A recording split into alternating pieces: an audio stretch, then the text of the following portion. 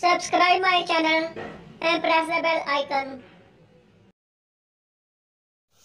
अस्सलाम वालेकुम वीवर्स, कैसे हैं आप?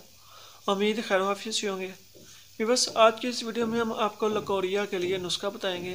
बिल्कुल आसान है, छोटा सा है। सबके वीडियोज़ में मैंने आपको बताए हुए हैं, तो लेकिन आज की इस वीडियो में फिर आपको जो कोई नया तजर्बा शुदा नुस्खा है वो आपको बताऊँगा। इससे आपका जो सलानुर रहम है, कमर दर्द है, रहम की कमज़ोरी है, इस्तिहाज़ा, इन सब के लिए ये मुफीद है। तो इसमें आते हैं अज़ा की तरफ।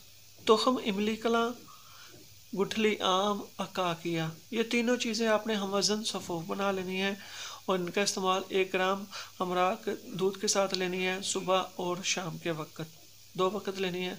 इंशाल्लाह आपका जो लकोरिया, सलानुर रहम, कमर दर्द और ये जो कमज़ोरी रहम, इस्तिहाज़ा के लिए आप मुफीद साबित पाएंगे।